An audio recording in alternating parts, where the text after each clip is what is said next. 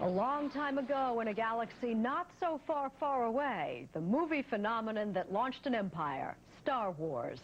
I'm Jane Pauley, and this is Time and Again. Join me. It is your destiny. The following program is brought to you in living color. Ladies and gentlemen, good evening to you. This is Lowell Thomas in New York. The Beatles emerged on the Earth. Go, my fellow Americans! I'm Chet Huntley, your host on... We had 73 television cameras on Mayday ground. President Nixon is actively... One small step for man. Hello and welcome to Time and Again.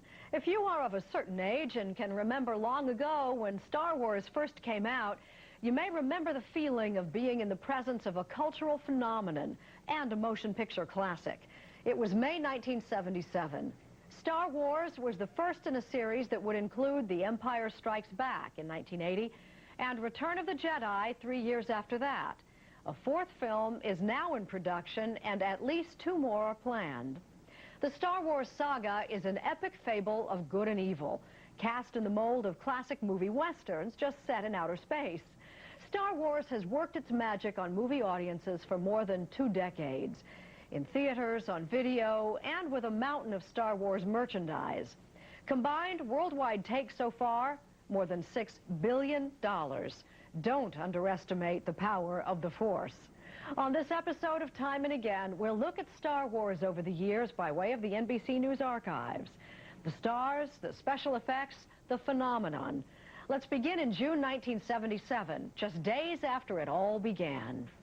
If you don't know what a 100-year-old Wookiee is, he or it is seen here on the left, chances are you're going to find out. Douglas Kuiker reports.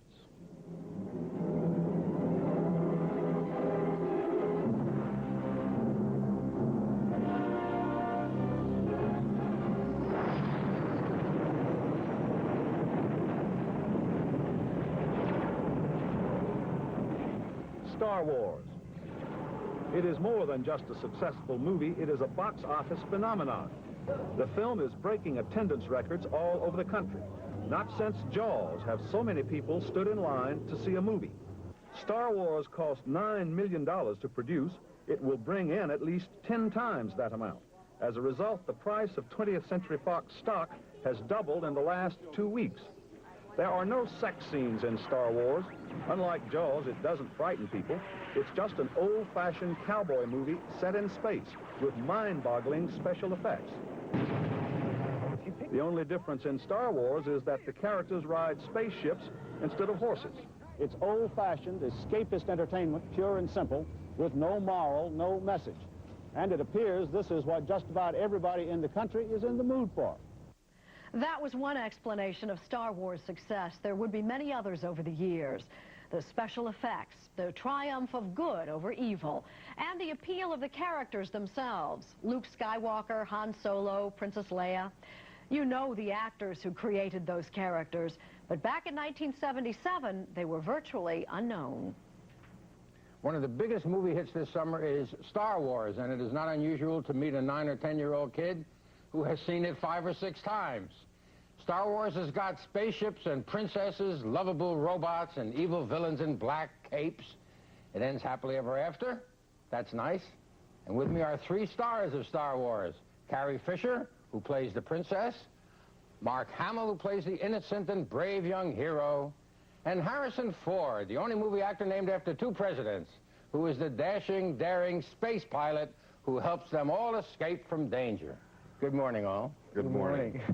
Is that nice to be named after 2 presidents? It's never come up before. I have not seen, with the exception of Rocky, in the last few years, the kind of audience participation and audience reaction for and to a film that we have for Star Wars. It's great to sit in a theater and see people really enjoy something like that. It's easy to be anonymous at this point, really. Nobody recognizes us when we go into a theater, which is a pleasure, I must say. Nobody recognizes you? Just one guy who'd seen it 12 times, and he asked What's his me reaction? Out. He asked you out? The princess.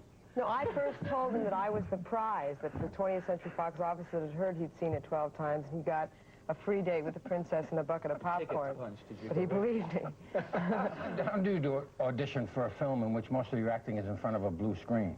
Unbelievable the way this came about. I wish I could say I walked in and he said, "There's Luke Skywalker." I walked in, George was having joint interviews with Brian De Palma, who was Captain Carey. Every 5 minutes there was another person waiting just to talk, and I never saw a script. I got 5 pages after that initial meeting in the mail. They said, memorize it, show up, you're going to test with this guy. And believe me, I said, it was never that George Lucas ever said, well, this is what we're going to do. This is kind of a, he said, let's just do it. And you knew George Lucas because you were in one of his other big hits, American Graffiti, and very good in that, I must say. You've been in 2 enormous popular successes. American Graffiti is one of the top 25 money makers, and this is going to be sky high, if you pardon the expression. You 3 are young actors and actors, and you work with one of the superb actors of our time, Alec Guinness. What was it like to work with that kind of a master, just like Olivier? I was shaking when I first met him, and he came to the lobby of the hotel I was staying at so that we could have lunch and get to know each other. And he's very shy. Took a while to get to know him, but as he loosens up, he's everything you would want. He is generous. He wants you to look good. He's humble to almost to the point of being annoying. You can't talk about Bridge on the River Kwai. No, let's talk about your career. So you figure, what should I tell him about, a soap opera I was on or what? Was he like that with you, Harrison Ford? Yeah. He spent the first half hour of our acquaintanceship trying to get me a flat, on the telephone trying to get me a flat. He's enormously generous. Well, the name of the movie is Star Wars. It is going to be one of the biggest money-making movies of our time, no doubt about it, one of the big hits of the summer, and these are 3 of the non-robots. The stars of Star Wars with NBC's Gene Shalit in 1977. We'll make the jump to hyperspace and head for 1987 and Star Wars' 10th anniversary when Time and Again continues.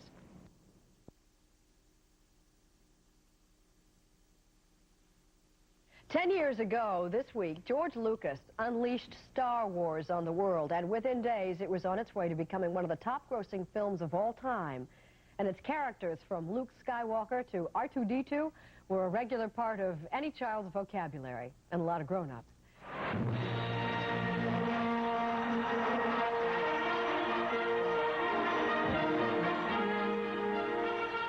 In November of 1977, just 6 months after it was released, Star Wars was already well on its way to becoming part of the American culture. Star Wars itself went on to become the 2nd largest box office hit, right behind E.T., while 3rd and 5th positions in gross sales belong to Return of the Jedi and Empire Strikes Back, respectively. All told, the trilogy grossed some $4 billion. Star Wars generated all sorts of spin-offs. The merchandising has worldwide retail sales of more than $2.5 billion. The Star Wars radio drama appeared on National Public Radio, featuring 2 of the film's original stars. Oh, Master Luke, we're over here. Oh, have we reached the planet Alderaan yet, sir? There is no Alderaan, 3PO. Oh, I beg your pardon, sir, but I feel it's my duty to point out that you are in error. Why, I was there... It's gone. Somebody's blown it to bits now. Will you shut up and come on? And make it fast or we're all dead. The movie added to our vocabulary. The only thing the president didn't tell us last night was that the evil empire was about to launch the Death Star against the United States. And the latest spin-off under the George Lucas affiliation with Disneyland is the state-of-the-art ride titled Star Tours. All of this began for hundreds of millions of people on a May day in 1977 when Star Wars burst forth from its faraway galaxy. I was the only girl in a boy's fantasy. So I was always the only girl, with a lot of robots and hardware and bad hairstyles. I should have expected to find you holding Vader's leash. I recognized your foul stench when I was brought on board. Charming to the last. It was an innocent film in a cynical year. There were a lot of black and white anti-heroes in that period, and he was going back to the old serial days. I know my son was watching Captain Marvel, the old black and white Captain Marvel from 1948, and they say, you remember last time in the last exciting chapter, Captain Marvel and Billy Bats? And my son looked up and he said, look, Dad, like Star Wars. 1948 it was. How did my father die? A young Jedi named Darth Vader, who was a pupil of mine until he turned to evil, helped the Empire hunt down and destroy the Jedi Knights. Vader was seduced by the dark side of the Force. When it came to me in script form, I was in Hollywood on the last day of another movie, and I heard it was, you know, it's a script by George Lucas. Well, that meant something, you know, American Graffiti and so on. I thought, it's, you know, this is a new generation, lovely. And then I opened it and saw it was science fiction and groaned. I thought, oh no, they've got the wrong man. I started to read it, and I thought some of the dialogue was rather creaky. But I kept turning the pages. I wanted to know what happened next. And then I met George Lucas, fell for him in so far as I thought he was a man of enormous integrity, and bright and interesting. And I found myself involved, and thank God I did. Han Solo. I'm captain of the Millennium Falcon. Chewie here tells me you're looking for passage to the Alderaan system. Yes, indeed. If it's a fast ship. Fast ship? You've never heard of the Millennium Falcon? Should I have? Will there be another film in the Star Wars saga? Well, there are 6 other stories, and creatures are in the development stage. But at the moment, George Lucas is here on those same lucky Star Wars sound stages at Elstree Studio, England, executive producing a $30 million film titled Willow. It is described as a fantasy comprised of unique characters and full of special visual effects. But it is not Star Wars, and fans of the series will just have to wait. It's something I'll always, you know, I'll cherish the memories forever. It was a lot of fun. A lot of fun a long, long time ago in a galaxy far, far away. For today, Jim Brown, NBC News, Hollywood. That was 1987. 10 years later, Star Wars was still a force to be reckoned with. The movies returned to theaters in 1997, when Time and Again continues. Tonight, 20 years after it blazed new paths in movie making, Star Wars is back on the big screen. This is a spruced-up version of the original with up-to-date special effects, state-of-the-art sound, and 4.5 extra minutes of super galactic fun and games. In cities across the country, people have been lining up by the thousands to get tickets, even if the only ones left now are for a 3 a.m. viewing. May the Force be with them. Tom Brokaw, NBC's version of A Jedi Knight. In January 1997, on the successful re-release of Star Wars, almost 20 years after it first came out. An opportunity for a generation of kids already familiar with Star Wars on video to see it for the first time on the big screen. And it was fun for older kids as well. It's part of the American vernacular at this point in time. It's part of our culture. What does it take to get Steven Spielberg, Hugh Hefner, and a 7-foot Wookiee together on a Saturday morning in Los Angeles? The answer is the 20-year anniversary of a film phenomenon as Star Wars blasts back onto movie screens in a new expanded edition. This will be a day long remembered.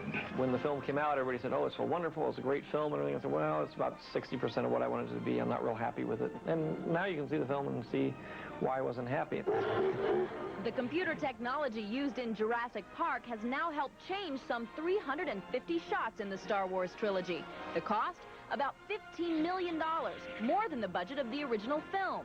It's much clearer, much more beautiful than it's ever been, ever, even when it was first released. And then going back and taking scenes like Han Solo and Jabba the Hutt, which was a scene I had to cut because we just didn't have time to do the stop-motion animation for Jabba. Look, Jabba, next time you want to talk to me, come see me yourself. Don't send one of these dwarves. The cut scene was filmed in 1976 with an actor standing in for Jabba. Over 20 years later, the creature could finally be added as a computer-generated image. We gave it to the CG artists, and they are artists because they actually really create this character. And they worked on it for about 4 months. And it's very difficult to get a wireframe model to interact with a real actor. And it was a very complicated process, but I think they pulled it off fantastically. I'm not afraid. You will be. What do you have to say about Lucas and his team have more surprises ahead. This February and March, The Empire Strikes Back and The Return of the Jedi light up screens with new effects and new creatures. And in 1999, Lucas will release the first of 3 new Star Wars films. They tell the story of Luke Skywalker's father. You'll see in the trilogy, I mean, the new special edition, we've used a lot more digital sets, we've used a lot more digital characters, which is a kind of a prototype of what I'm going to be doing in the new movies. No one to stop us this time. The first trilogy has made over $1 billion. Not bad for a film series that didn't even get a premiere when Star Wars opened 20 years ago. So what explains its lasting, forceful appeal? Because it's a fairy tale. And I think we don't have a modern-day fairy tale. And we had everything that a good fairy tale has. We had a young callow farm boy. We had a cynical pirate. We had a wizard. We had a princess. We had hysterical robots. I mean, what's not to like? The Force will be with you, always. For today, in Hollywood, I'm Leanza Cornett. These days, it's hard enough for a new film to be a hit, much less a movie that's been around for 20 years. The successful re-release of Star Wars was a reminder of the saga's lasting appeal. The current reissue of Star Wars also has other studios scrambling, as the George Lucas epic still dominates the box office. It is useless to resist. This weekend sees the return of Chapter 2 in the saga, 1980's The Empire Strikes Back. When 20th Century Fox planned the re-release, it thought the first Star Wars would leave screens this weekend. Instead, Star Wars just passed the $100 million mark in a mere 4 weeks, all at #1. I like the sound of that.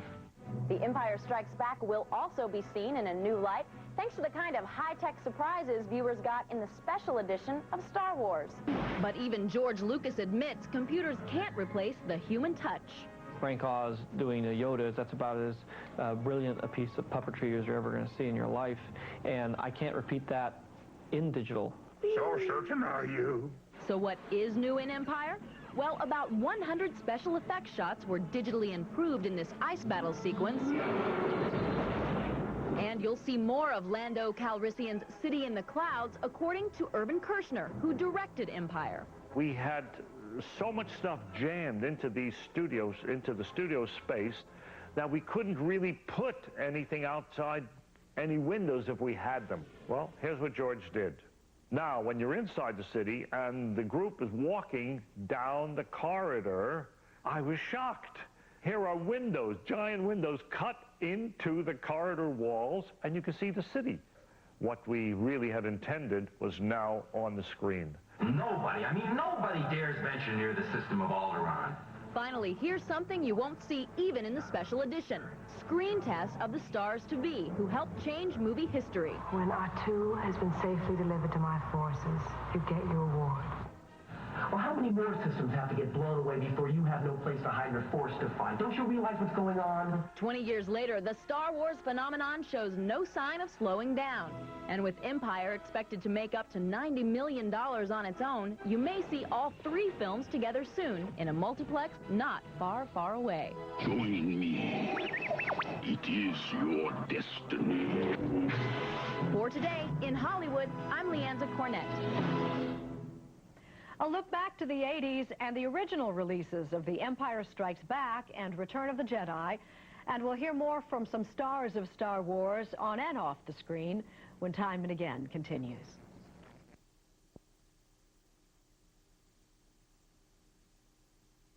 Welcome back to Time and Again as we revisit the phenomenon of Star Wars, more than 2 decades old and counting. From the beginning, creator George Lucas envisioned the Star Wars saga as 9 movies, 3 trilogies, with the original movie being the first episode in the second trilogy. The new movie now in production is actually the first episode of the first trilogy, featuring the early adventures of Obi-Wan Kenobi, Darth Vader, and Yoda. Confusing? Not to true fans, who in 1980 were treated to the first sequel. It's coming, folks. You've been waiting 3 years, I should think. The long-awaited and long-anticipated sequel to Star Wars, The Empire Strikes Back.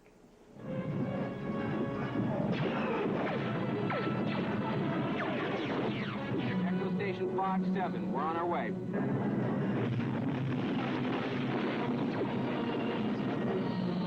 right, boys. Keep tight now. Luke, I have no approach vector. I'm not set. Steady, Dak. Attack pattern Delta. Go now. All right, coming in.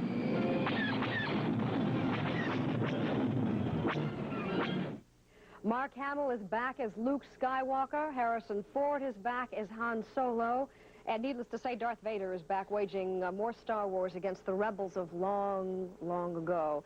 We begin the second one with yet another conflict with the Empire.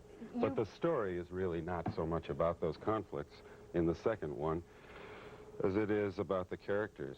There's more complication of the characters in the second picture. In 1976, I signed a contract for 3 films, and those 3 films would tell the complete story. So what we have in The Empire Strikes Back is a second act, and all the problems in a second act, that is, you can forward the storyline, but you really can't solve all of the loose ends, so to speak. So what was the talk, I can remember 3 years ago with Star Wars when we were anticipating more and more films to come, of not a sequel, but a prequel or... The next trilogy after the next film will go 20 years earlier and tell of the young Alec Guinness character and how Darth Vader came to power, and then we wouldn't be involved in those because our characters were just little nippers. So this is it for you guys? The third one. The third one. The third one will be? Which we haven't made yet. All right, well, good. We've got another clip. I want to show you as much of the movie as we can get away with without charging you $5 a crack. So take a look at this.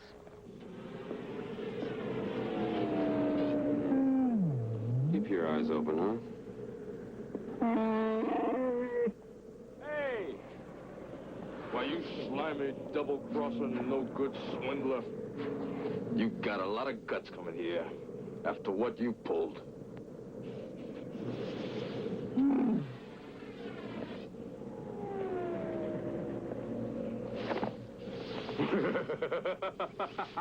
How you doing, you old pirate? So good to see you. I never thought I'd catch up with you again. Well, he seems very friendly. Yes.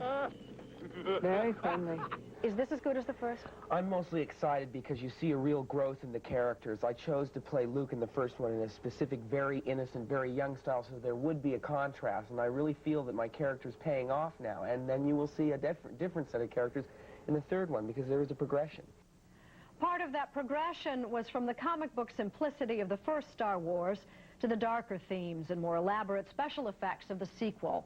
The Empire Strikes Back was notable, too, for the introduction of Yoda. NBC's Gene Shalit spoke to the man behind the Jedi Master, Muppet Master Frank Oz. Who is Yoda? What is Yoda? Tell us a little bit about Yoda. Yoda is the Jedi Master, and Yoda trains Luke in the ways of the Force. And so he's really the patient, wise, but strong leader, teacher. I said he was tiny. How big is he? He's about under 3 feet. He's about this big? Yeah. And how old is he? He's around 900 years old. Now all I gotta do is find this Yoda. This place gives me the creeps. Still, there's something familiar about this place. I don't know. I feel like we're being watched. Away, put your weapon. I mean you no harm. I am wondering, why are you here? I'm looking for someone. Looking? Found someone you have, I would say. Right. Help you I can. Yes. I don't think so. I'm looking for a great warrior. Oh, great warrior. War's not to make one great. Was it hard to do? I've been performing for about over 20 years, and that's one of the hardest things I've ever done. You've done a tremendous amount with this character. I love that character. And in part, I believe in answers in life or attempted solutions in life that are not easy. I believe in long-term, and working hard, and being sensitive to your needs and other people's needs. And Yoda believes in that too. There's a great deal of strength and power in Yoda. Tremendous. There's a richness of character. And he's struggling against the Force. And it's a tremendously mythic, courageous, and lonely struggle. We'll return in a moment with Return of the Jedi, when Time and Again continues.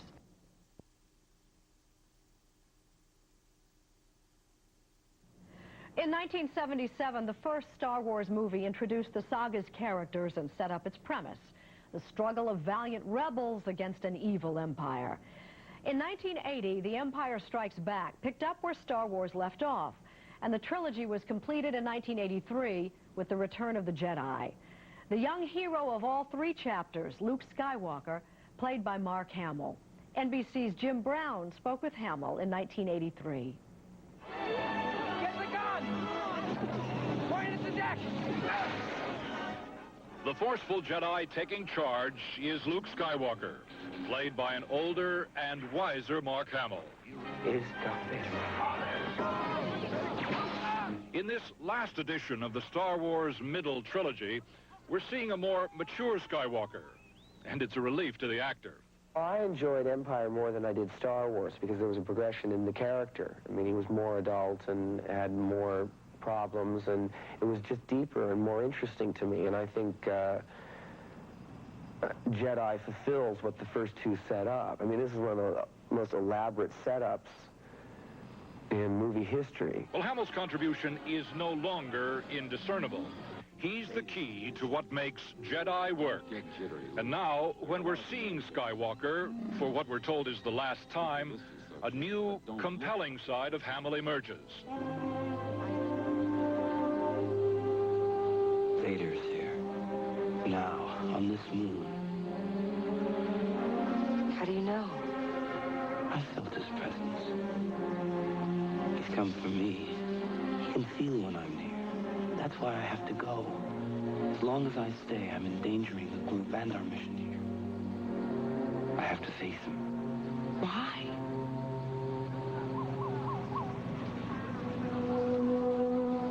He's my father. Even before Return of the Jedi premieres next week, people are wondering if there will ever be another installment in the Star Wars saga. Our man in Hollywood, Jim Brown, concludes his week-long series on the new movie with just that question.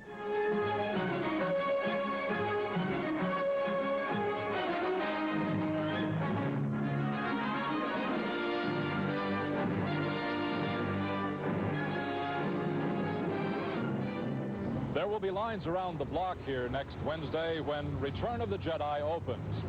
The overwhelming success of the Star Wars saga has meant almost $1 billion at the box office. George Lucas financed Return of the Jedi from his own money, just about writing out a personal check for $30 million. But despite what looks like a sure thing, longtime Lucas associate Return of the Jedi producer Howard Kazanjian admits to a bad case of nerves. But you're not sure until it comes out. You're never sure. You may not be right. You may have made a mistake. Kazanjian and Lucas may be the only doubters around. Jedi is review-proof. Only Star Wars fans need to be appeased.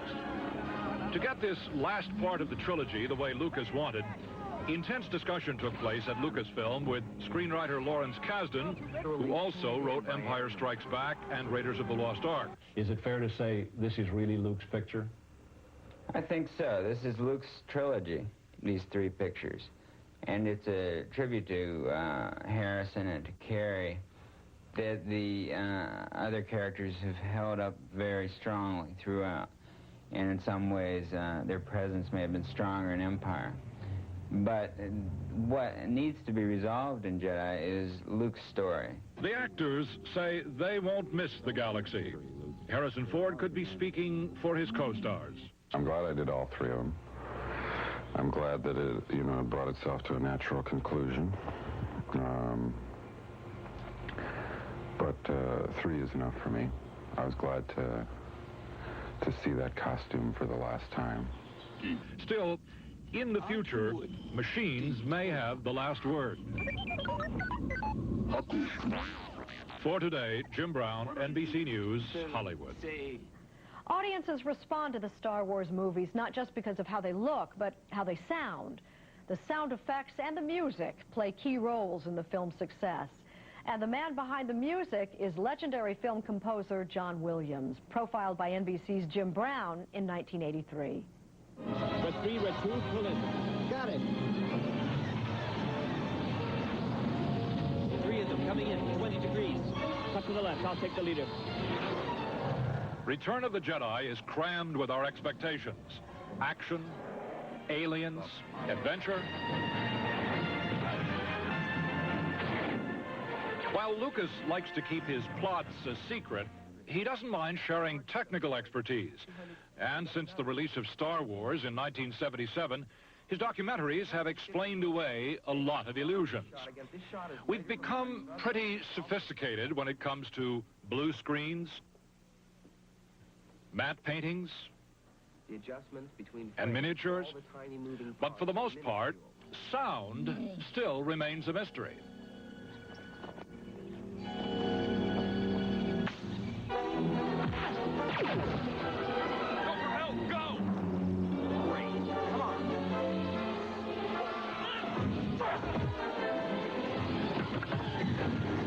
What we know is the music. In the case of the Star Wars saga, Oscar-winning composer John Williams, also the conductor of the Boston Pops. His music often gives the films the emotional impact Lucas shortchanges. For Return of the Jedi, the notes flowed. Williams covered almost the entire movie with music. These space films are symphonic in scale, and they require sometimes 90 minutes or even more. In the case of Jedi, I think there's nearly 2 hours of music in the film. The orchestra accompanies almost all of the film. It's rather like a cartoon in that you may not be aware of it all the time, but music is accompanying most of the gestures and most of the action all of the time.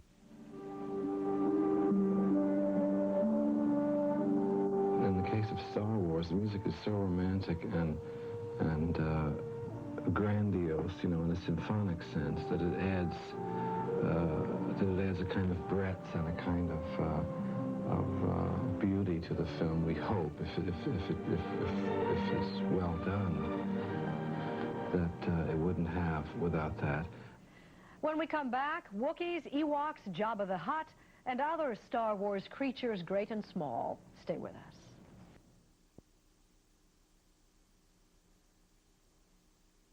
Character actors for most movies can be found by picking up the phone, but as our man in Hollywood, Jim Brown, reports this morning, that was not the case with Return of the Jedi.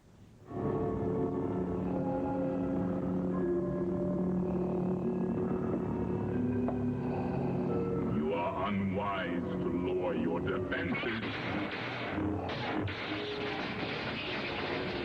Return of the Jedi is well on its way to becoming the most successful movie of all time, beating out the previous box office record held by E.T.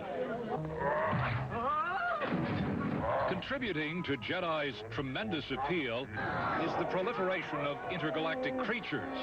More creatures are in Jedi than in the other 2 Star Wars movies combined. Can you see? Just walk a little bit more freely. That's looking very, very good. Even before the Jedi script was written, a monster shop was set up at Lucasfilm in Marin County, Northern California, under the direction of creature expert Phil Tippett. Tippett's team created more than 80 aliens and creatures, which took almost a year to construct. When we first started doing design work on Jedi, we just started making monsters, just weird and horrible monsters. While designing a lot of the work, we really tried to depart as far as we could from what you've seen before. We were thinking of things that would look weird, different compilations of animal forms stuck together and rearranged. It's called a lot of little busts and plasticine clay. And from those, George would choose those that he liked or say he wanted some changes. Based on those, we would decide how big a creature would be, what kind of articulation it would have, and start working out the possible relationships of size to other people. Most of the grotesquerie is featured in the opening sequence of Jedi, which takes place in the throne room of Jabba the Hutt. 300 or so pounds of green slime who's taken both Han Solo and Princess Leia captive. Helping to formulate the creatures for the Jabba sequence was Star Wars creator George Lucas. What it means is we'd have to figure out a way of opening the mouth and making it at least... You could actually make maybe an oversized mouth, something like that, where you could move her lips, because that mouth's very tiny. The thing is, it doesn't have to be articulate. All it has to do is be able to open and close. Let me whisper in your ear. It took teams of skilled technicians to make the creatures come alive, some working from a traditional puppet base. But Jedi isn't all ick. There's also an ah factor. Those gushing sounds can be heard when the princess stumbles over teddy bear-like creatures called Ewoks. I promise I won't hurt you. Now come here. All right. You want something to eat? Ewoks were nothing more than suits worn by little people and kids. That's right. But on camera, they took on a life of their own. Come on.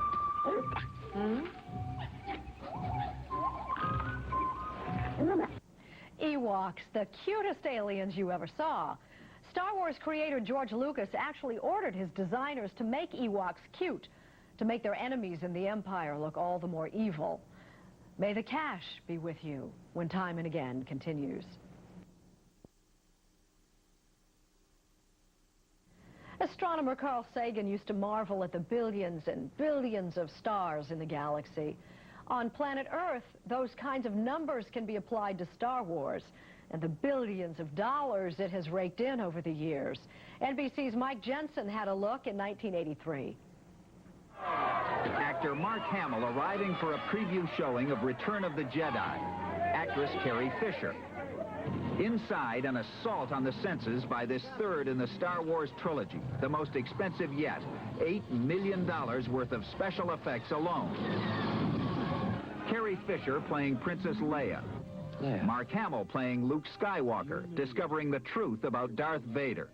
He's my father. A high-speed chase through the Redwoods. The Star Wars series has been the most profitable in the history of movie making. The first two in the series, Star Wars and The Empire Strikes Back, have grossed about $900 million from ticket sales. But that's only the beginning. Merchandise tie-ins have brought an additional $2 billion in retail sales. And this third movie in the series, Return of the Jedi, is bringing with it the biggest merchandise and promotional blitz ever to come out of Hollywood. Kenner Products is introducing 17 new Jedi figures, 3 new spacecraft. It's spending $12 million to promote them. Lucasfilm, which produced Return of the Jedi, gets a royalty for every product tie-in. For records, cookies, books, video games, clothing, bubble bath, toothbrushes, portraits of Jabba the Hutt and the Ewoks, even a Darth Vader speakerphone. Hello? I'm calling about Return of the Jedi. Burger King expects to sell 16 million Jedi glasses for 49 cents each and increase its sales by 7 to 10%. Right now we have over $8 million in our Return of the Jedi glasses in our warehouses, and we're spending about $7 million on the airwaves to promote the program. And all over the country, Star Wars fans have been waiting in line for tickets to tomorrow's opening of Return of the Jedi, to be followed by an avalanche of new merchandise to feed their heroic fantasies. Mike Jensen, NBC News, New York. Okay, so the Star Wars movies are big money makers, so they're wholesome and exciting entertainment, but they're also just a tiny bit silly, as comedian Mel Brooks pointed out in his 1987 parody, Spaceballs. Dom DeLuise is a pizza in Spaceballs. Yes. And if you think I'm going to explain that, you're crazy. But anyhow, his name is Pizza the Hutt. Yes. Right? He's Pizza the Hutt. Well, I mean, in Star Wars, there was a character called Jabba the Hutt. So instead of Jabba the Hutt, we did Pizza the Hutt. I mean, also, in one of the Star Wars, there was a little tiny being called Yoda. Yes. And in this movie? Yogurt. Played by? Your obedient Jew. So there, I have got to mention another movie that you rip off, and that is Moulin Rouge. Yes. Because you do a great imitation of Jose Ferrer right. as this midget Yogurt. Yes. The wise. Yes. I got the bruises on my knees to prove it. You're hiding me. But you're the one. Yes, I am the keeper of a greater magic. A power known throughout the universe as the... The Force? No, the Schwartz. Schwartz. Yes, the Schwartz. But Yogurt, what is this place? What is it that you do here? Merchandising. That character is really a part of me. I know that guy. He lives in apartment 4B. I read in the paper something very sad, that you have a deal with Lucas, that there will be no merchandising of the little dolls and so forth from Spaceballs. Right. And I wanted to buy Yogurt. Walk this way. Take a look. We put the picture's name on everything. Merchandising, merchandising, where the real money from the movie is made. Spaceballs the T-shirt. Spaceballs the coloring book. Spaceballs the lunchbox. Spaceballs the breakfast cereal. Spaceballs the flamethrower. The kids love this one. Last but not least, Spaceballs the doll. Me. May the Schwartz be with you. Adorable. Spaceballs got laughs poking fun at Star Wars, but it did nothing to slow down the franchise's extraordinary success. A success that seems certain to extend into the next millennium. The fourth Star Wars film is due in 1999, and the one after that, it should be out in 2001. Talk about a space odyssey. That's Time and Again for now. Thanks for joining us. I'm Jane Pauley, and we're history. The Force will be with you, always.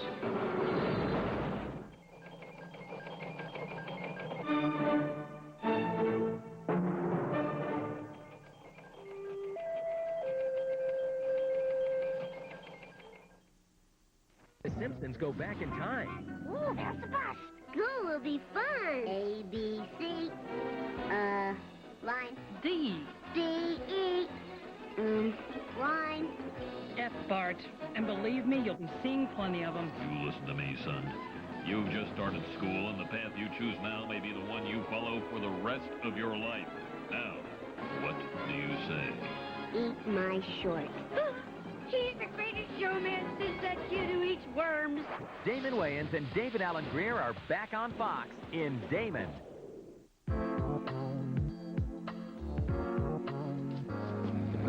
Bernard, wait. What is it? Where am I? Look, I need your help. I got a girl in my room. Wait, hold up. I usually don't freak like this. But just as long as we don't touch. No. That's not what I'm talking about, man. She's psycho. This one is crazy. What are you talking about? I thought you said she was nice. She was. I thought we had everything in common. We went out a couple of times. You know, she liked music. I liked music. She thought I was cute. I thought I was cute. Then we slept together and everything changed. Man, it must have been great, too. I heard so many oh gods last night. I thought I was in church. You were listening? You eat my food, you stay in my house, now you're mooching off my coochie? Honey, I hope you don't mind. I'm using your toothbrush. You see? You are overreacting. What is so wrong with her?